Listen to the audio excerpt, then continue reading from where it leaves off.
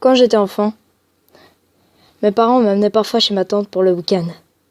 En général, je passais le temps à jouer avec mes deux cousins, qui étaient environ du même âge que moi. Ils vivaient dans une petite ferme avec beaucoup d'espace. Nous pouvions courir et faire à peu près tout ce que nous voulions. Un jour, nous avons décidé d'aller visiter le terrain voisin, qui se trouvait à plusieurs centaines de mètres de la maison de mon oncle.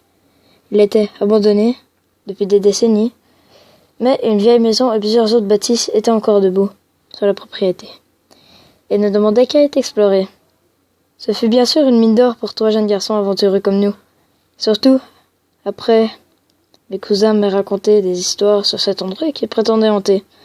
C'est une histoire assez classique. Un homme devient fou et assassine toute sa famille à coups de hache avant de se pendre. Son esprit hante encore les lieux, revenant chaque soir en espérant trouver de nouvelles victimes. Bref, une histoire bien macabre. Même à cet âge, je savais qu'il était peu probable que cette légende soit vraie. Mes cousins l'avaient sans doute embellie, cette vieille rumeur. Mais voyant qu'elle restait très convaincue, j'ai décidé d'y croire un peu, pour le plaisir. Un après-midi, alors que nous jouions à cache-cache, j'ai couru jusqu'à une vieille bâtisse qui possédait un 2e étage. Ce semblait être un ancien appartement pour ouvriers. J'ai rapidement exploré l'endroit en faisant le moins de bruit possible, puisqu'il y avait encore des effets personnels éparpillés sur le sol. L'endroit sentait l'humidité, et la peinture écaillée tombait des murs. J'ai finalement trouvé un vieux placard dans la chambre à coucher. C'était un endroit parfait. Il y avait encore de longues robes suspendues dans le placard, et je pouvais aisément me cacher derrière. Une fois la porte refermée, mon seul éclairage était un rayon de lumière qui se glissait sous la porte. Je me suis accroupi, les genoux serrés contre la poitrine, et j'attendis. Mais le temps passait, et il n'y avait toujours aucun signe de mes opposants. J'ai attendu un peu plus, et je me demandais combien de temps il fallait rester là, avant de m'auto-proclamer vainqueur.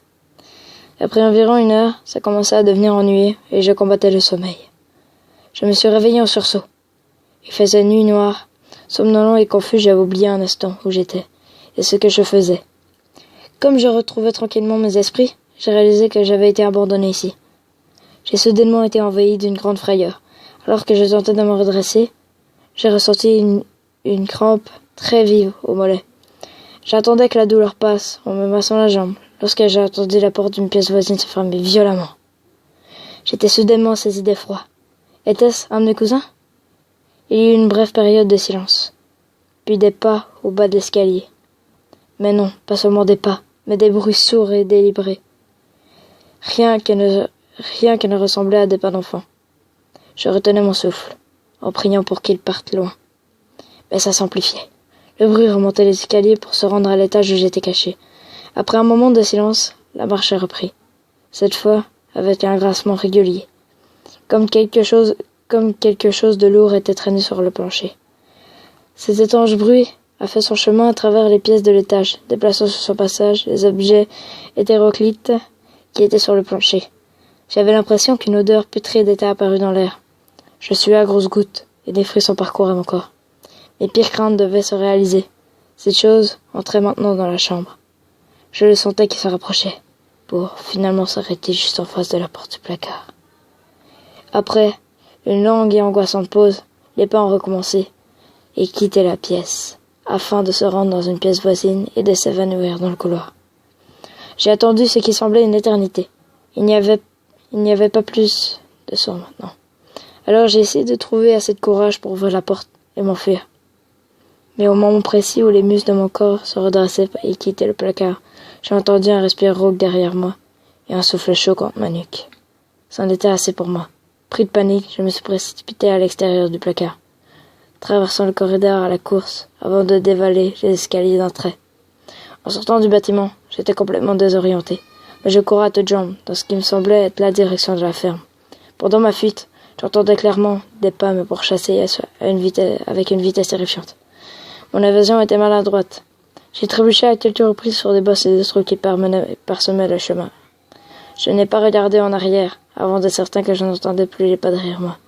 Lorsque ce fut le cas, j'ai brusquement fait volte-face pour voir mon assaillant. Mais il n'y avait personne. Il n'y avait aucun signe de quelqu'un qui me pourchassait. La nuit était calme et sans bruit. Cela ne m'empêchait pas de courir tout le chemin de retour. Lorsque j'aperçus finalement la ferme de mon oncle, j'ai vu que la police s'y trouvait, ainsi que la voiture de mes parents. Une fois dans la maison, mes parents étaient là, fous d'inquiétude. Tout le monde exigeait de savoir où j'étais. Apparemment, comme mes cousins ne m'avaient pas trouvé le soir venu, ils étaient rentrés chez eux de dire à leurs parents. Finalement, la police a été appelée et avait vérifié tous les bâtiments de la ferme. Les polices insinuaient que je mentais. Rien de tout cela ne me semblait logique. Ce n'est que plus tard que l'un de mes cousins devait me raconter qu'il était réellement arrivé. Lui et son frère avaient passé des heures à me chercher, comme il l'avait dit, mais la partie qu'ils ne disent pas à n'importe qui, c'est qu'ils pensaient m'avoir repéré dans la fenêtre de la chambre. Quand ils se sont approchés, ils ont vu que ce n'était pas moi. Un jeune garçon qui leur était inconnu souriait en agitant les bras vers eux, leur faisant signe de venir à l'étage. C'est alors qu'ils ont couru. Tout cela, pendant que je dormais dans le placard.